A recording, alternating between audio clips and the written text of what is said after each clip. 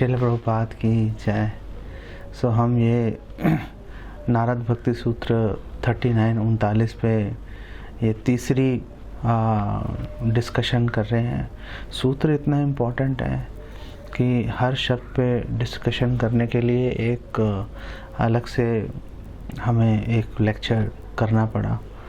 तो जो 39 सूत्र नारद जी ने बोला नारद भक्ति सूत्र में इस तरह से है कि महत् संगस्तु दुर्लभो अगम्यो अमोघश्च, कि जो महत् संगो जो शुद्ध भक्त है, जो महात्मा है, उनका संग दुर्लभ है, अगम्य है, समझ नहीं आता, और अमोघश्च, अमोघश्च का मतलब व्यर्थ नहीं होता, इनफॉलिबल है। तो हमने पिछले 2 दिनों में हमने डिस्कशन किया था दुर्लभता के ऊपर और अगम्यता के ऊपर कि समझ में नहीं आता। तो आज हम थर्ड ये डिस्कशन करेंगे अमोघता के ऊपर। तो अमोघता के ऊपर डिस्कशन करने से पहले एक बार हम मंगलाचरण करते हैं, फिर आगे डिस्कशन को बढ़ाते हैं। ओम ज्ञानतिमिरन्धस्य ज्ञानाञ्जनशलाकया चक्षुरुन्मीलितं येन तस्मै श्री गुरुवे नमः।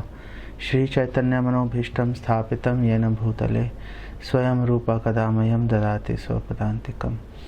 वन्देऽहं श्रीगुरुं श्रीयुतापदकमलं श्रीगुरून् वैष्णवांश्च श्रीरूपं साग्रजातं सहगण रघुनाथान्वितं तं सजीवं साद्वैतं सावधूतं परिजनसहितं श्रीकृष्ण चैतन्यदेवं श्री राधा कृष्ण पादान् सहगण ललिता श्री विशाखान्वितांश्च।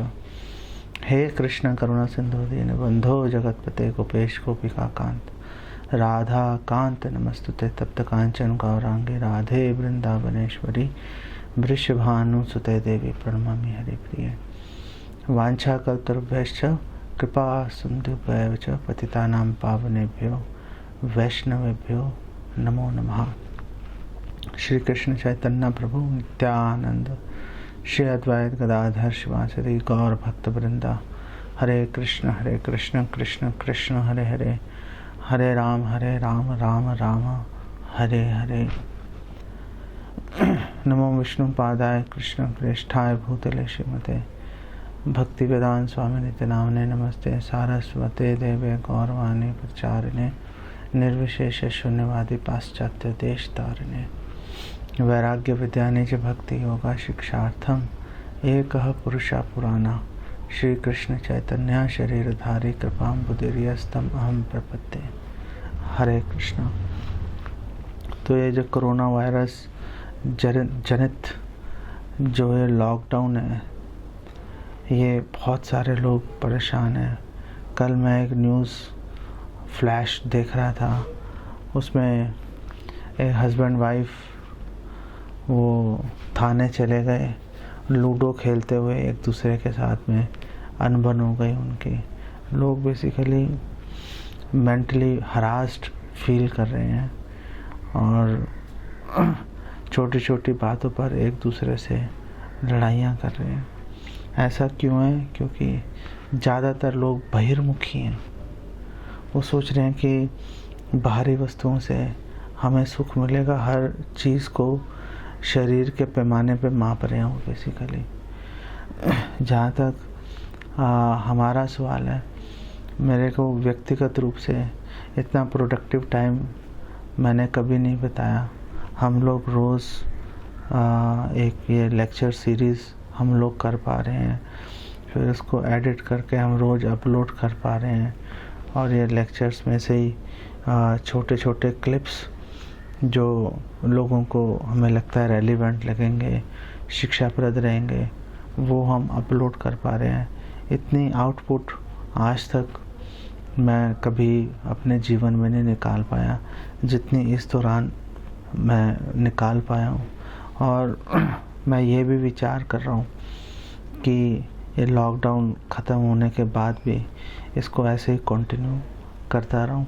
हो सकता है लाइव टेलीकास्ट का हम टाइम चेंज कर देंगे, लेकिन ये जो प्रयास है इसको हम बेसिकली जारी रखेंगे। तो मेरे आप सब लोगों से भी ये विनती है, प्रार्थना है कि आप ये टाइम का सदुपयोग करो और कृष्ण संबंधी ग्रंथ पढ़ने में, भगवान कृष्ण के दिव्य नामों का जप करने में आप अपने समय का सदुपयोग करो, तो आपका मन भी शांत होगा, दूसरों से झगड़ा भी नहीं होगा और आपको आप इमेजिन भी नहीं कर सकते उतनी आपको सुकृति प्राप्त होगी। नारद जी इस सूत्र में बात करें, महत् संगस्तु दुर्लभो अगम्यो अमोघश्च। तो हमने कल बात की थी अगम्यों के ऊपर। अगम्यों का मतलब समझना मुश्किल होता है, और समझना मुश्किल है कि हम कई बार शुद्ध भक्त के कार्य को समझ भी नहीं पाते, और कई बार हम शुद्ध भक्त को डिमीन कर देते हैं उनको, हम क्योंकि अपनी कसौटी पे शुद्ध भक्त को अपने भोग के चश्मे से हम देखते हैं, तो हम उनको अपने स्तर पे बेसिकली लाने का प्रयास करते हैं। तो अमोघश्च, अमोघ शब्द पर डिस्कशन करने से पहले मैं थोड़ा सा श्रील प्रभुपाद के बारे में चर्चा करना चाहूँगा। कल because of paucity of time कम था, तो उस कारण से कल मैं इस पर्टिकुलर टॉपिक पे बात नहीं कर पाया था प्रभुपाद के दृष्टिकोण से। तो आज मैं 5 मिनट इस पे बात करके फिर अमोघ शब्द पे बेसिकली डिस्कस करता हूँ। तो श्रील प्रभुपाद ने इस्कॉन की स्थापना से पहले श्रील प्रभुपाद ने बहुत तकलीफ़ें सही, अपने घर वालों, अपने परिवार के अंदर भी उन्होंने तकलीफ़ें सही, और उसके बाद जब श्रील प्रभुपाद ने अपने परिवार का त्याग कर दिया, और त्याग करने के बाद प्रभुपाद वृंदावन में रह रहे थे, तो भी लोग उनको अप्रिशिएट बेसिकली नहीं कर पा रहे थे। श्रील प्रभुपाद ने झांसी इत्यादि अनेक स्थानों पर कृष्ण भक्ति के प्रचार का उन्होंने बहुत प्रयास किया, लेकिन लोगों ने उनके साथ सहयोग बेसिकली नहीं किया। तो श्रील प्रभुपाद ने उस समय सोचा था कि मेरे गुरु ने भी कहा है पाश्चात्य देश के लोगों को आप प्रीच करो, इंग्लिश स्पीकिंग ऑडियंस को आप प्रीच करो, और जो भारत है दुर्भाग्य से ये भी पश्चिमी देशों के पीछे दौड़ रहा है। तो जब मैं वहाँ से, जब तक मैं पश्चिमी देशों के लोगों को यहाँ पर नहीं ला के दिखाऊँगा कि देखो ये भी कृष्ण भक्ति कर रहे हैं, तब तक ये लोग उस बात को ठीक से अप्रिशिएट नहीं कर पाएंगे। और श्रील प्रभुपाद ने ऐसा किया भी। और श्रील प्रभुपाद जब अमेरिका, इंग्लैंड इत्यादि देशों से जब गोरे भक्तों को, जिनको श्रील प्रभुपाद ने नाम दिया डांसिंग वाइट एलिफेंट्स, और उनको जब यहाँ पर लाए, और जब पूरे हिंदुस्तान के लोगों ने उनको देखा किस प्रकार से जो गोरे हैं ये कृष्ण भक्ति में पूरी तरह से विह्वल हैं, सभी नियमों का पालन कर रहे हैं, म्लेच्छ होने पर भी, नशा इत्यादि अनेक विसंगतियां उनके अंदर होने पर भी उन्होंने उन सबको छोड़ के पूरी तरह से सभी नियमों का पालन कर रहे हैं, बहुत ही सख्ती के साथ में, और हरि नाम करते हुए खूब ज़ोर से नाच रहे हैं। तो हिंदुस्तान के लोग उनको सीरियसली लेना शुरू किया और आगे बढ़ रहे थे। एक बार श्रील प्रभुपाद ट्रेन से जा रहे थे, तो रास्ते में कुछ लोग उनसे आकर मिले बिजनेस कम्युनिटी के, और उन्होंने देखा एक साधु स्वामी हैं, तो आके उन्होंने श्रील प्रभुपाद को बोला कि स्वामी जी आप हम पर कृपा कीजिए। तो प्रभुपाद ने बोला कि आप क्या कृपा चाहते हो? तो एक व्यक्ति ने बोला कि मेरे घुटनों में दर्द है, उसको आप ठीक कर दीजिए। तो ऐसी कृपा मांगने के लिए श्रील प्रभुपाद के पास वो व्यक्ति गया। श्रील प्रभुपाद ने अपने ब्रह्मचारी शिष्यों की ओर, गंजे हैं, लाल कपड़े डाले हुए हैं, और उन्होंने श्रील प्रभुपाद ने कहा मेरी कृपा तो यही है, अगर तुम्हें मेरी कृपा चाहिए तो तुम्हें ऐसा ही बनना पड़ेगा। इसी तरह से जैसे गौर किशोरदास बाबा जी महाराज के पास एक व्यक्ति गया था कलकत्ता से, नवद्वीप गया और गौर किशोरदास बाबा जी महाराज से मिला था, और उनको बोला था कि आप प्लीज़ मुझे दया मुझ पर दया कीजिए। तो गौर किशोर दास बाबा जी ने बोला था, तुम्हारी वापसी की ट्रेन कब की है? तो उसने बोला, शाम को 6 बजे की मेरी ट्रेन है वापस कलकत्ता की। तो गौर किशोर दास बाबा जी महाराज ने बोला था, जो व्यक्ति वापसी की टिकट बुक करा के आता है धाम में, वो कृपा का पात्र नहीं बन सकता। कृपा का पात्र वही बनेगा जो बेसिकली भगवान को पूरी तरह से समर्पित है। तो इस्कॉन के बाहर के लोग तो श्रील प्रभुपाद को ठीक से पहचान नहीं पा रहे थे, लेकिन सबसे आश्चर्य की बात यह है कि इस्कॉन के अंदर भी श्रील प्रभुपाद को करीब 1970 के आसपास कई मुश्किलों का सामना करना पड़ा, क्योंकि कई शिष्य श्रील प्रभुपाद के जो भारत में आकर प्रचार कर रहे थे, वो भारत के कई और स्वामियों से, श्रील प्रभुपाद के गॉड ब्रदर से मिलकर वो प्रभावित हो रहे थे और श्रील प्रभुपाद की स्थिति को मिनिमाइज़ करने की, उनकी स्थिति को कम करने की कोशिश कर रहे थे।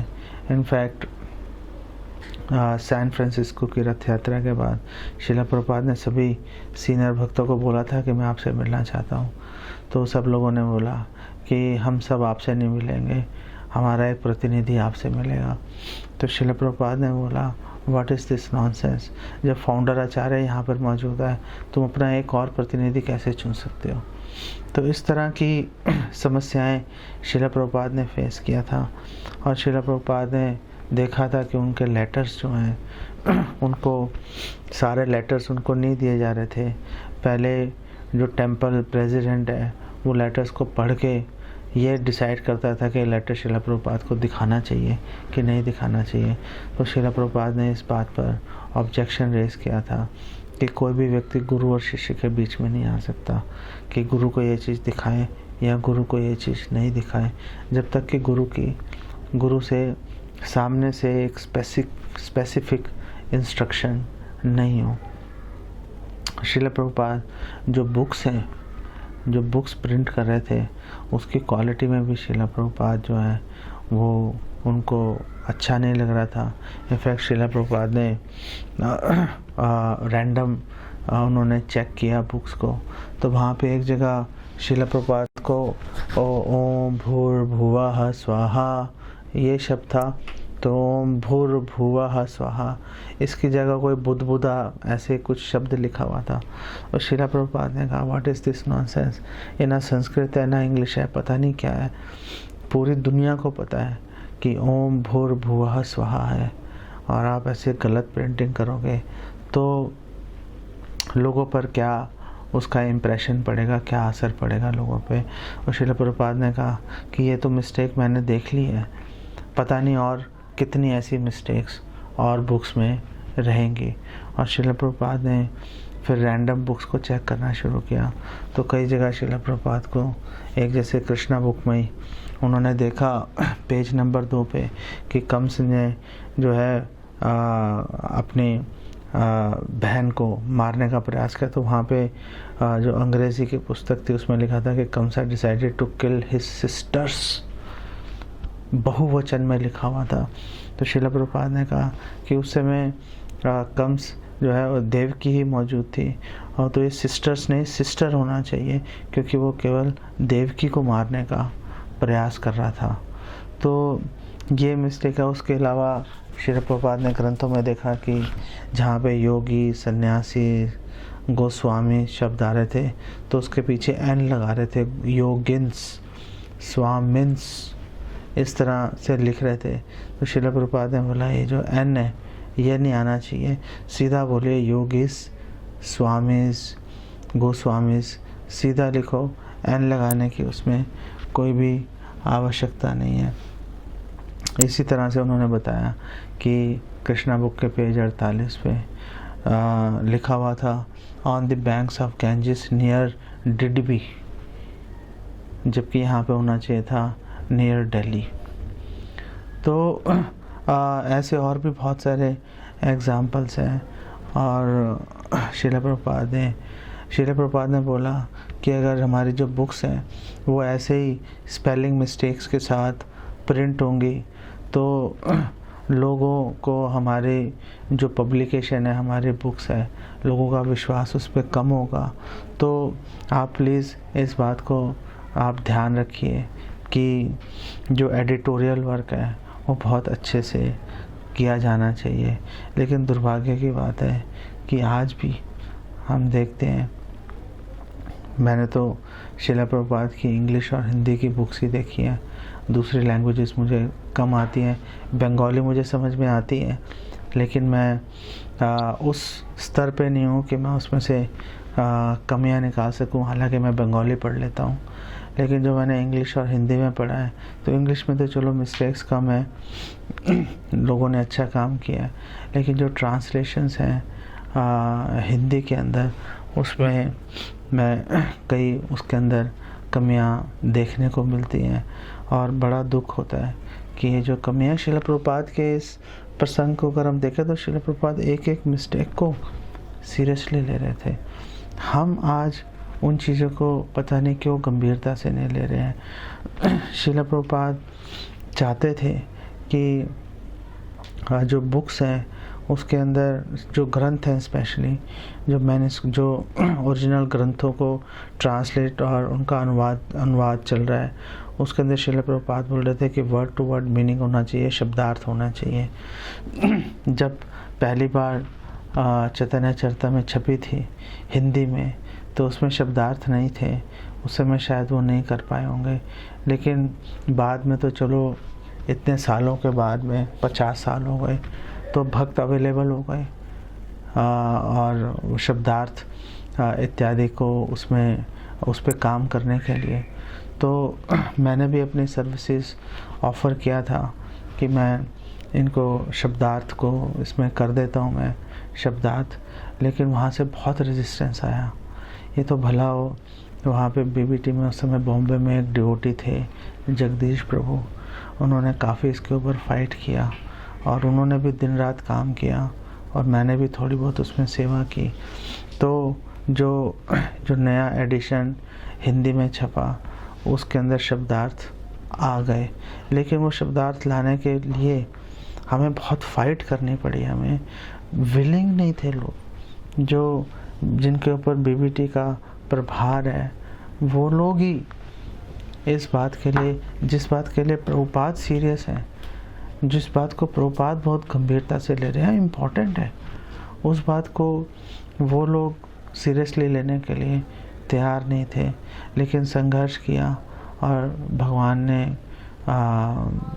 थैंकफुली एक्सेप्ट किया हमारी प्रार्थनाओं को, और भगवान ने उनको प्रेरणा दी कि आप कि ये शब्दार्थ जो है छप जाना चाहिए। तो इसी तरह से शिला प्रभुपाद जो हैं वो मायापुर में शिला प्रभुपाद लैंड खरीदना चाहते थे और प्रभुपाद के पास उस समय फंड्स भी आ गए थे भगवान की दया से, और प्रॉपर जो रिक्विजिट जो भी सैंक्शंस चाहिए थी, जो भी मंजूरियाँ स्वीकृति चाहिए थी गवर्नमेंट से, वो भी उनको अवेलेबल हो गई थी। तो शिला प्रभुपाद ने अपने गॉड ब्रदर हैं दामोदर महाराज, उनको चिट्ठी लिखी थी कि मैं अपने शिष्यों को भेज रहा हूँ आपके पास में, आप प्लीज़ उनको हेल्प कर दीजिए कि वो लैंड एक्वायर करने में, वहाँ पे लैंड खरीदने में। लेकिन उन्होंने बेसिकली उनकी कोई हेल्प नहीं की। सो शिला प्रभुपाद ने इस्कॉन के अंदर बाहर तो तकलीफ़ें झेली, शिला प्रभुपाद ने गौड़िया मठ के अंदर भी तकलीफ़ें झेली जहाँ के लोग भक्त हैं, और फिर शिला प्रभुपाद ने इस्कॉन के अंदर भी तकलीफ़ें झेली जो कि शिला प्रभुपाद ने ही स्थापित किया। शिला प्रभुपाद के बिना इस्कॉन, उसका हर भक्त बेसिकली एक प्राणहीन मृतक व्यक्ति के समान है।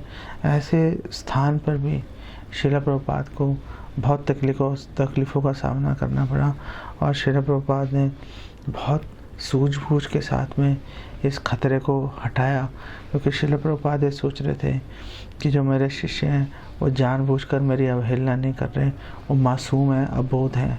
तो ये विचार अपने हृदय में रख के शिला प्रभुपाद ने अपने जो शिष्य हैं उनको नीचे गिरने से बचाया, और इस्कॉन संस्था सुचारू रूप से चलती रहे, इसके लिए श्रील प्रभुपाद ने काफ़ी प्रयास किए।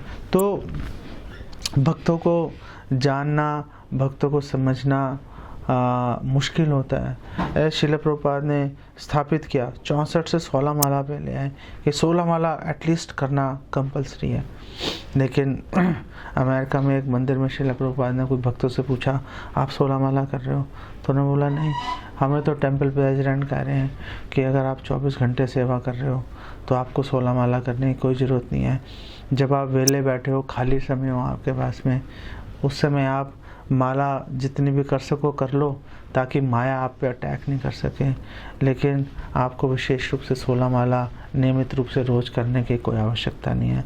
तो श्रील प्रभुपाद ने इस पर बड़ी ऑब्जेक्शन उठाई थी और इस स्थिति को श्रील प्रभुपाद ने चेंज किया था इसको। घटनाएं और भी बहुत सारी हैं, कई तो बहुत ही दुखद भी हैं, लेकिन मैं उनको यहाँ पे कोट नहीं करना चाहता। मेरा पॉइंट ये था कि एक भक्त को समझना बहुत ही मुश्किल होता है।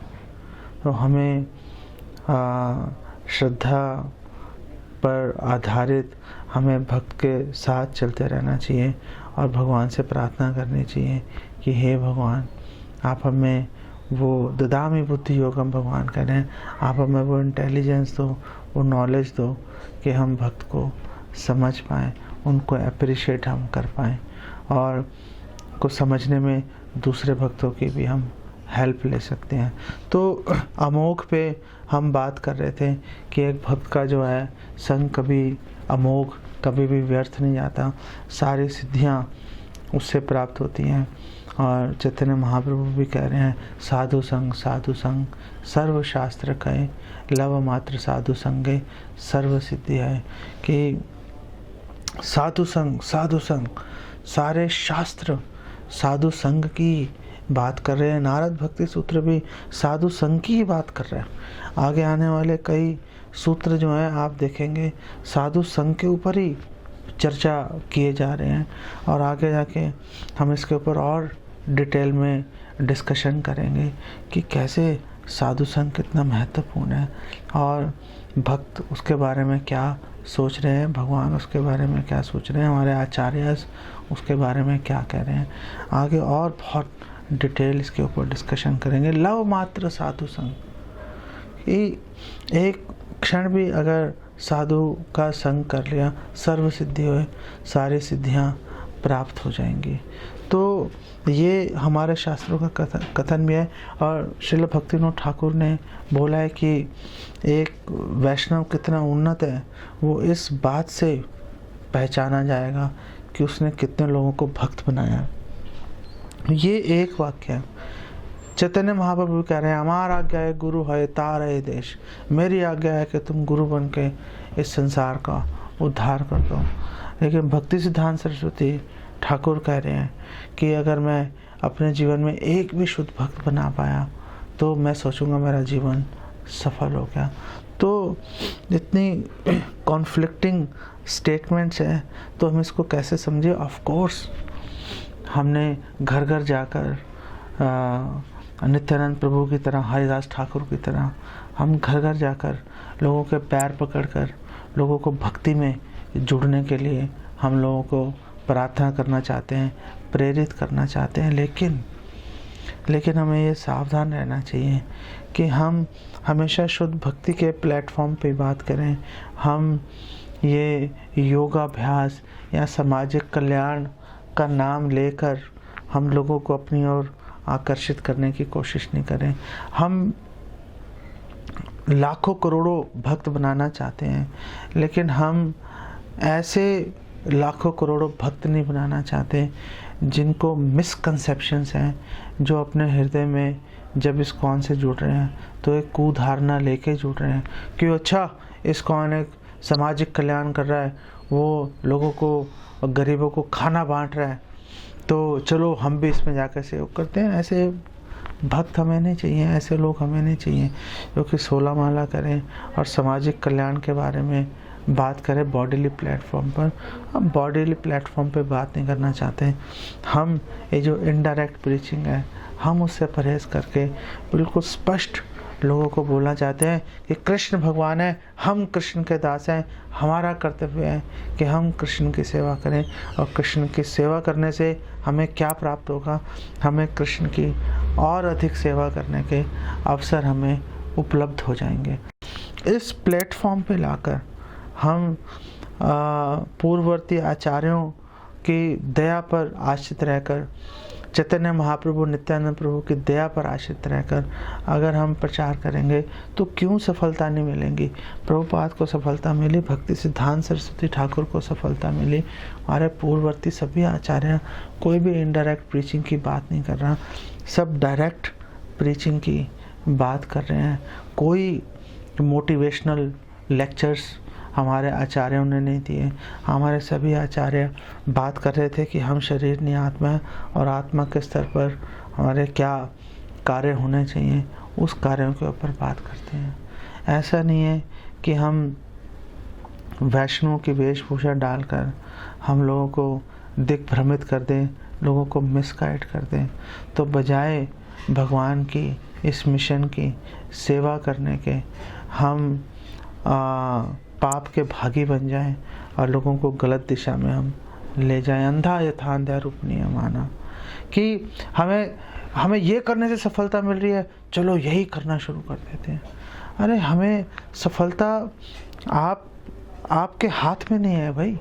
सफलता मिलेगी भगवान की दया से, सफलता मिलेगी प्रभुपाद पूर्ववर्ती आचार्यों की कृपा से।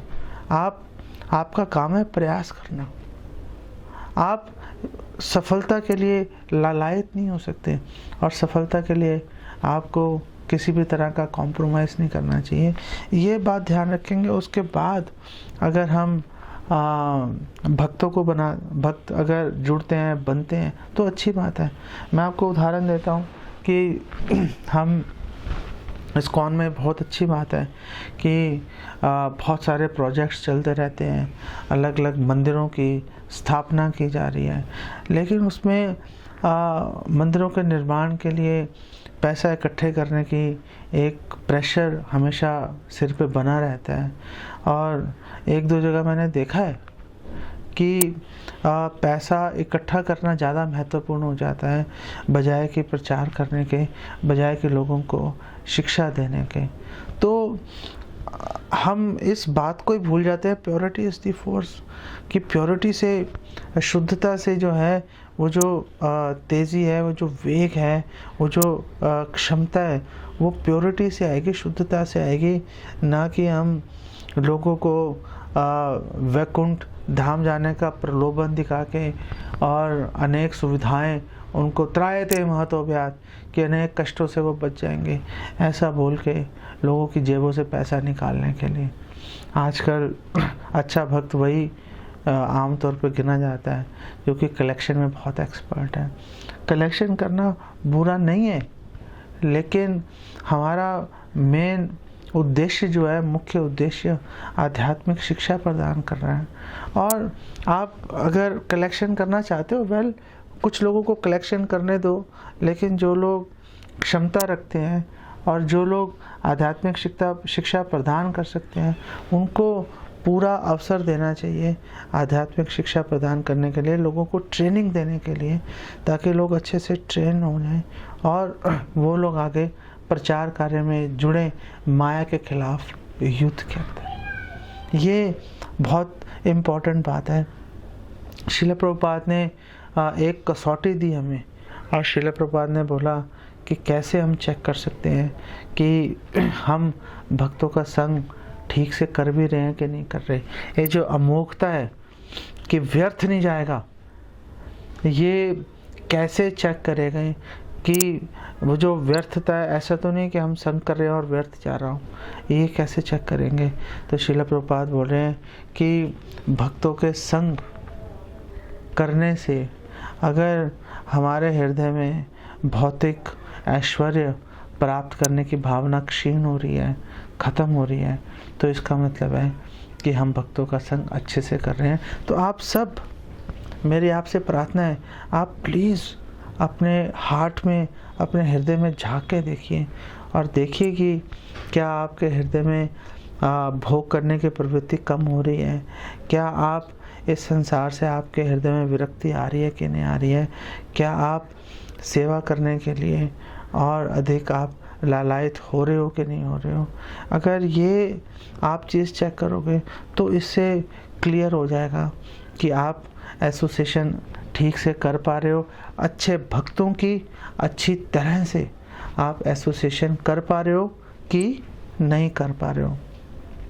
आपको हम उदाहरण देते हैं, एक दो उदाहरण से हम बात करते हैं कि कैसे भक्तों की संगत से, एसोसिएशन से कैसे एक भक्त को लाभ मिलता है। सबसे बड़ा उदाहरण तो जो मुझे अच्छा लगता है, क्योंकि मैं खुद उसी स्थिति में हूँ आज भी, वो उदाहरण मुझे लगता है मृगारी का, जो चैतन्य चरितामृत में उसका वर्णन आ रहा है कि नारद जी एक बार जंगल से जा रहे थे तो उन्होंने देखा कि पूरे रास्ते में कई पशु पक्षी अधमरे पड़े हुए हैं और तड़प रहे हैं। तो उन्होंने आगे जाकर देखा तो उनको एक मृगारी नाम का व्यक्ति मिला, जो कि बड़ी कुशलता से इस प्रकार बाण चला रहा था कि जानवर मरने ना पाए। तो नारद जी ने उसको जाके रोका इस बात से, और नारद जी ने उनको बोला कि आप जो कर रहे हो आपको उसका फल भुगतना पड़ेगा, और जितने भी ये पशु आप मार रहे हो वो पशुओं का, जो ये सारे पशु आपसे उचित समय आने पर बदला लेंगे, प्रतिकार करेंगे। तो जो मृगारी है, ये नारद जी की बात सुनते ही उसके हृदय में अपने कर्मों के प्रति डर हो गया, और वो नारद जी की दया से उनका कहना मानकर मृगारी एक शुद्ध भक्त बन गया और एक चींटी को भी मारने से परहेज करने लग गया। तो ये एक उदाहरण है कि कैसे एक शुद्ध भक्त के दया से बिना किसी क्वालिफिकेशन के, इनफैक्ट एक बार श्रील प्रभुपाद के शिष्यों ने पूछा श्रील प्रभुपाद से कि प्रभुपाद हमारी क्या क्वालिफिकेशन है कि हमें ऐसी एसोसिएशन मिल गई, हमने मतलब हम इतने अच्छे भक्त बन गए। तो श्रील प्रभुपाद ने बोला you have no qualification, I give you qualification. तुम्हारे पास कोई योग्यता नहीं थी, तुम तो बेवकूफ़ नशेड़ी लोग थे सारे, मैंने तुम्हें वो योग्यता प्रदान की है कि तुम एक आज अच्छे भक्त बन गए हो। तो ये जो नारद जी का उदाहरण है मृगारी पर दया करने का, ये मेरे जैसे लोगों पर पूरी तरह से लागू होता है, जो पूरी तरह से भौतिकता में लिप्त है और बिल्कुल संकीर्ण विचारधारा के साथ में बस इंद्रिय तृप्ति को लक्ष्य बना के अपना जीवन चलाए जा रहे हैं, बिना किसी क्वालिफिकेशन के, बिना किसी योग्यता के। श्रील प्रभुपाद ऐसे लोगों पर दया करते हैं। शुद्ध भक्त के संग का जो महत्व है ये मिलता है। महाराज रघुगण और जड़ भरत की बात करें तो जड़ भरत से जब वो मिले थे रघुगण, तो उनको पहचान नहीं पाने के कारण उनको अपनी पालकी उठाने पर लगा दिया था।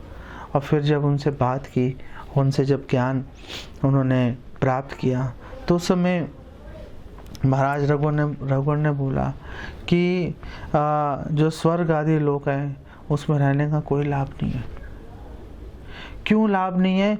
क्योंकि वहाँ पर जो शुद्ध भक्तों का संग दुर्लभ होता है, पहले ही दुर्लभ है, लेकिन शुद्ध भक्त जाते ही नहीं स्वर्ग आदि लोकों में, क्योंकि उनको पता है सारे लोग भोग में लिप्त हैं, बात ही नहीं सुनेंगे।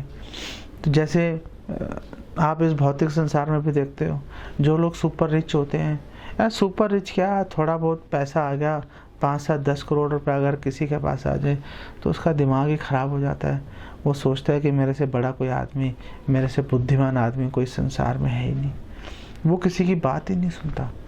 तो अगर यहीं पर ये हाल है तो ऊंचे लोकों में जहाँ हर कोई अपना मंत्र चालित, अपना सेपरेट, उनके पास एरोप्लेन है और बहुत सुंदर शरीर है, जो खाते हैं हजम हो जाता है, और अपना उनके पास, सबके पास अलग अलग बगीचा है और सुंदर स्त्रियों से घिरे पड़े हैं और चारों तरफ म्यूज़िक बज रहा है, तो ऐसी स्थिति में कोई साधु वहाँ जाकर लोगों को भगवत ज्ञान देगा, वो कहेंगे भैया टाइम ही नहीं है, भागो यहाँ से।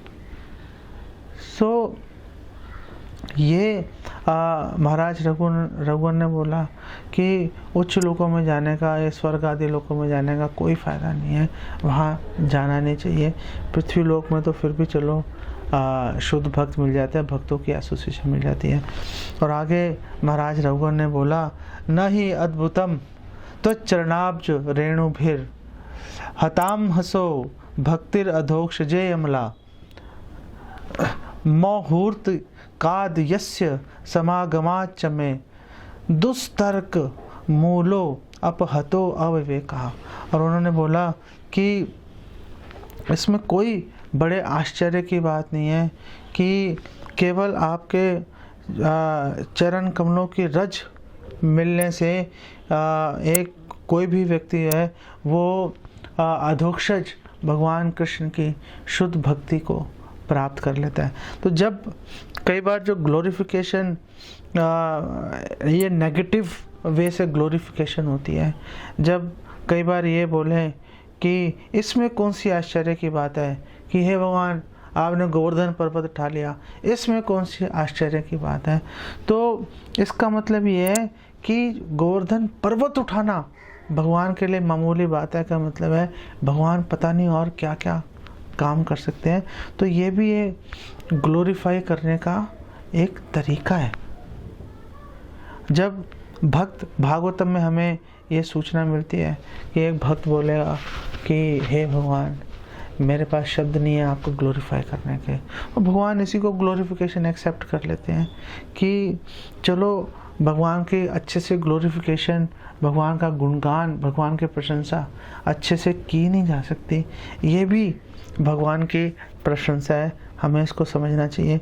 तो महाराज रघुवर ने बोला कि इसमें कौन सी आश्चर्य की बात है कि आपके चरण रज के एक कण से जो है किसी भी व्यक्ति को अधोक्षज भगवान की शुद्ध भक्ति जो है वो प्राप्त हो जाती है, जो कि ब्रह्मा आदि बड़े बड़े देवी देवताओं को भी सुलभ नहीं है।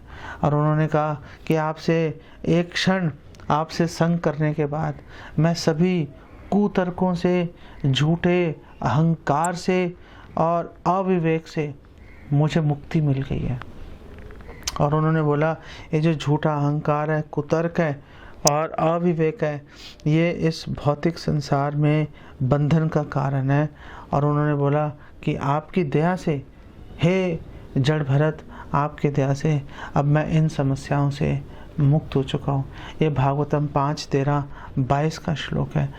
और 25वें इसी अध्याय के 25वें श्लोक में आगे वर्णन किया गया है कि जड़ भरत से शिक्षा लेने के बाद जो स्ववीर राज्य के जो राजा हैं महाराज रहुगण, वो अपने उनको स्वरूप सिद्धि हो गई, उनको आत्म साक्षात्कार हो गया और उन्होंने देहात्म बुद्धि को पूरी तरह से त्याग दिया।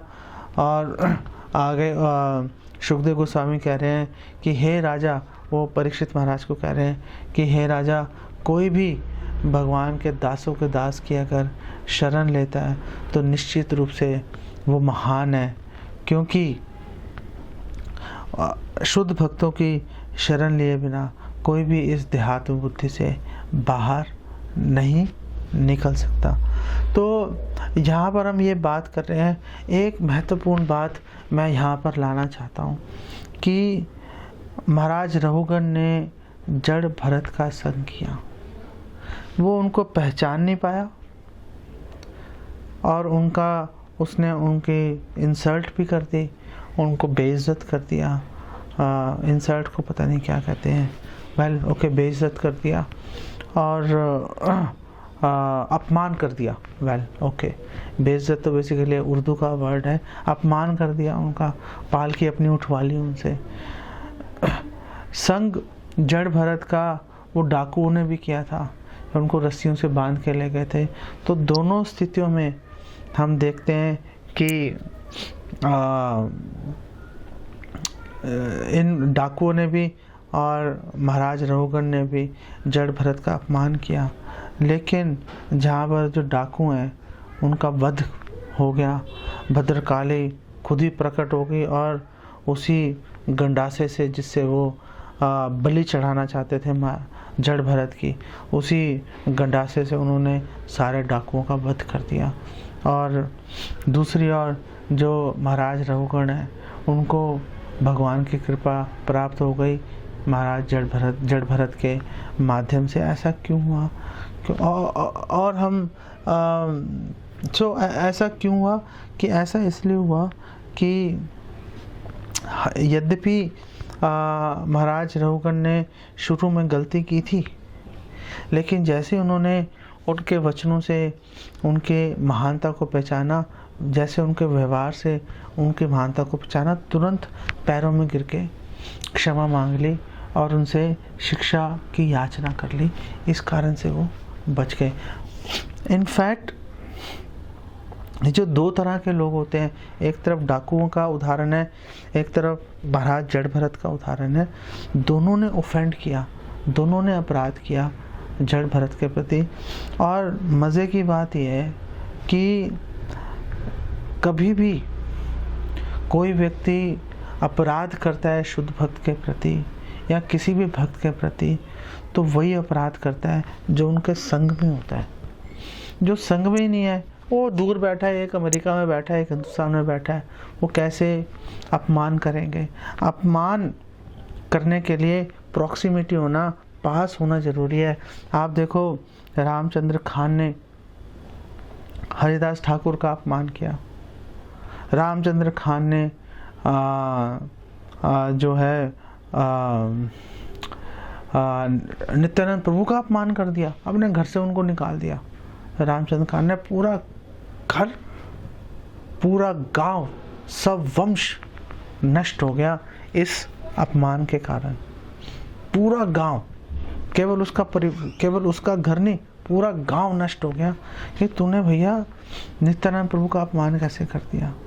सो रामचंद्र खान ने एसोसिएट किया, पास में था तो जाके उनका अपमान कर दिया। गोपाल चक्रवर्ती हरिदास ठाकुर के पास ही था, हरिनाम की महिमा सुन रहा था उनके मुंह से, फिर भी अपमान कर दिया, मैं नाक काट दूंगा।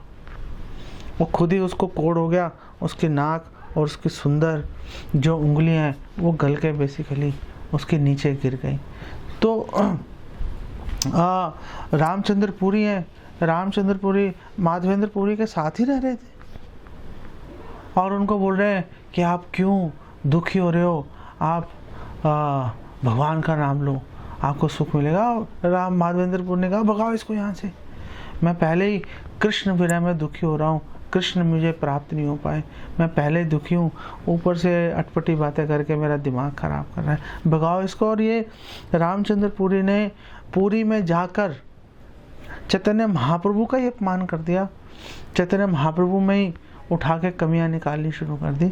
तो भक्तों का जो अपमान करते हैं वो भी भक्तों के साथ ही रह रहे होते हैं।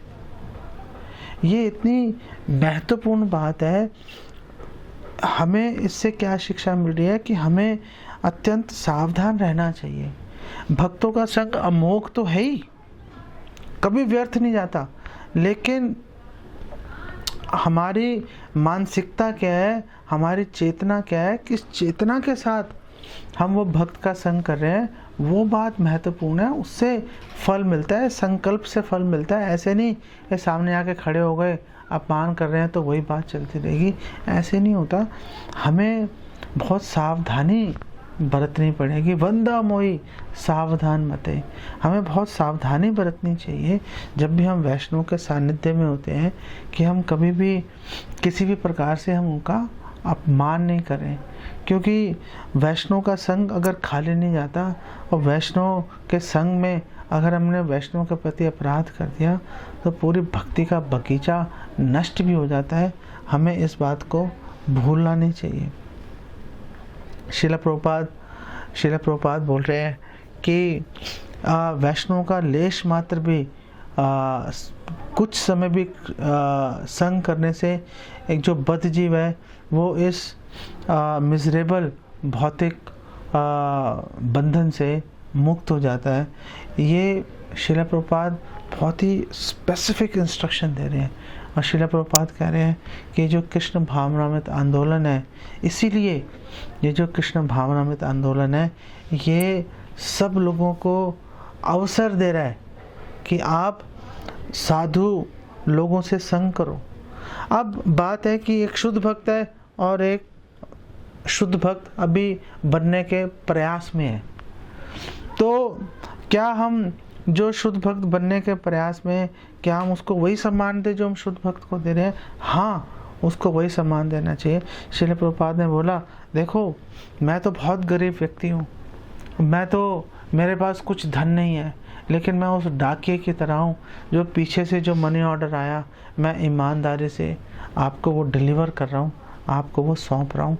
तो चाहे हम शुद्ध भक्त नहीं हैं, लेकिन अगर हम जो गुरु परंपरा का जो संदेश है, जो श्रील प्रभुपाद का संदेश है, अगर हम पूरी ईमानदारी से, अगर कोई व्यक्ति, कोई भक्त पूरी ईमानदारी से उस संदेश को आगे आप लोगों तक पहुंचा रहा है, तो चाहे वो अभी शुद्ध भक्त के प्लेटफॉर्म पे नहीं भी है, तब भी उसको शुद्ध भक्त जितना ही उसको महत्व देना चाहिए, उतनी श्रद्धा और उतने सम्मान के साथ, उतने आदर के साथ में उसके साथ हमें व्यवहार करना चाहिए। तो श्रील प्रभुपाद कह रहे हैं, तो इसलिए क्योंकि एक भक्त के लेश मात्र संग करने से भी व्यक्ति इस भौतिक बंधन से मुक्त हो जाता है, इसलिए इस कृष्ण भावनामृत जो आंदोलन है ये प्रयास कर रहा है कि लोगों को अवसर दिया जाए कि वो साधु संग कर पाए। और श्रील प्रभुपाद कह रहे हैं, इसलिए एक लॉजिक से दूसरा लॉजिक से तीसरा लॉजिक निकाल के ला रहे हैं। श्रील प्रभुपाद बोल रहे हैं, इसलिए जितने भी कृष्ण भावनामृत आंदोलन के सदस्य हैं, जितने भी इस्कॉन के बेसिकली डिवोटीज हैं, उनको परफेक्ट आदर्श साधु बनना चाहिए, ताकि वो जो बद्ध जीव हैं उनको अपना संग प्रदान कर सकें। और यही वास्तविक सामाजिक कल्याण कार्य है। ये लोगों को बिना श्रील प्रभुपाद का नाम लिए हुए, बिना कृष्ण प्रसाद का नाम लिए हुए, लोगों को सामाजिक कल्याण के नाम पर लोकप्रिय बनने के लिए फ्री खाना बांटना, ये वास्तविक समाज कल्याण का कार्य नहीं है। सामाजिक कल्याण का कार्य है कि आप खुद शुद्ध भक्त बनो, जन्म सार्थक करी कर पर उपकार, आमार आज्ञा है गुरु हैया तार आई देश। यही सबसे बड़ा समाज कल्याण का कार्य है कि हम लोग जो है वो शुद्ध भक्त बनकर दूसरे लोगों को शुद्ध भक्त बनने के लिए प्रेरित करें। हम महाराज रहुगन की बात कर रहे थे, जब महाराज रहुगन की बात कर रहे थे, महाराज रहुगन से मिलता जुलता एक उदाहरण जो है कुबेर पुत्रों का भी है। जो कुबेर पुत्र हैं, जब नारद जी निकल रहे थे और वो कैलाश के पास में जो झील है उसके अंदर दूसरी स्त्रियों के साथ नग्नावस्था में नहा रहे थे, शराब पी रहे थे, आंखें उनके गोल गोल घूम रही थी उनकी, और नारद जी को देखकर सभी स्त्रियों ने अपना शरीर ढक लिया, ये ऐसे नंगे खड़े रहे। तो नारद जी ने उनको श्राप दे दिया था वृक्ष बनने का। तुरंत उन्होंने नारद जी से क्षमा मांगी और नारद जी से माफ़ी मांगी उन्होंने, और माफ़ी मांगने के कारण उनको भगवान कृष्ण के दर्शन प्राप्त हुए। तो उस समय भगवान कृष्ण ने उन कुबेर पुत्रों को, जब यमलार्जन वृक्षों को उन्होंने उद्धार कर दिया था, नलग्रीव नलकुबर और मणिग्रीव का जब उन्होंने उद्धार कर दिया था, उस समय भगवान कृष्ण ने उन दोनों को एक बड़ी महत्वपूर्ण उन्होंने श्लोक बोला था। उन्होंने बोला था, साधु नाम समचित्ता नाम सूतराम मत कृतात्म नाम दर्शनाम नो भवेद बंधा पुंसो अक्षणो सवितुर यथा।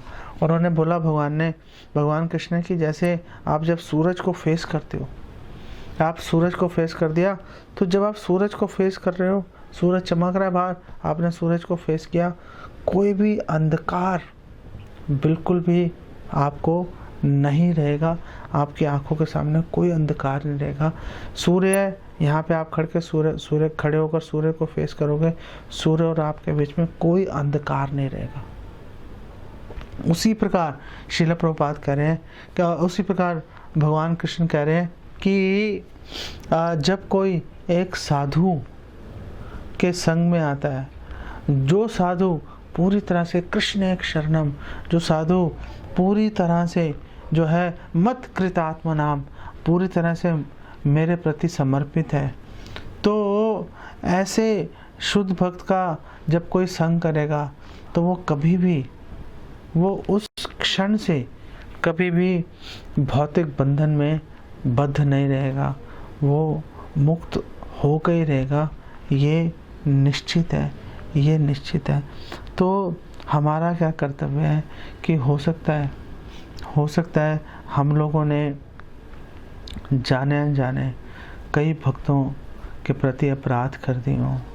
तो पहली बात है कि हमें सावधान रहना ही चाहिए, और दूसरी बात यह है कि हमें समय समय पर भक्तों से क्षमा प्रार्थना भी करते रहना चाहिए, अपने अपराधों की माफ़ी मांगते रहना चाहिए, और केवल लिप सर्विस नहीं करनी चाहिए। तो प्रभु जी आप प्लीज़ मुझे माफ़ कर दो, अंदर कुछ और चल रहा है, बाहर कुछ और चल रहा है। हृदय से माफ़ी मांगनी चाहिए। और आपको एक बात बता देता हूँ, अगर आप हृदय से बोलोगे सामने वाले को पता चल जाएगा, अगर आप लिप सर्विस कर रहे हो तो भी सामने वाले को पता चल जाएगा। और सामने वाले को पता चले ना चले, भगवान तो उसके हृदय में बैठे हैं, भगवान को तो पता ही है कि आप सिंसियर हो अपने इस प्रयास में कि नहीं हो। अगर आप निष्ठापूर्वक उस कार्य को नहीं कर रहे, श्रद्धापूर्वक अगर आप माफ़ी नहीं मांग रहे, आपको कोई लाभ मिलने वाला नहीं है। तो हमारा ये कर्तव्य है कि हम जो अमोघ जो संग है, जो कभी व्यर्थ नहीं जाता, सिद्धि प्राप्त होकर ही रहेगी, जब ऐसे संग में है तो हमें वो संग बहुत सावधानी से लेना चाहिए, और हमें उनसे समय समय पर माफ़ी भी मांगते रहना चाहिए अपने अपराधों के प्रति जो हमने जाने अनजाने में कर लिए हों। तब ये संभव है कि हम लोग धीरे धीरे भक्ति में प्रगति करें और हम भगवान कृष्ण के चरण कमलों की शरण हम प्राप्त कर पाएँ। तो हम उसको यहीं पे विराम देते हैं। जगत गुरु श्रील प्रभुपाद की जय। हरे कृष्णा कृष्णा कृष्णा हरे हरे, हरे राम राम राम हरे हरे।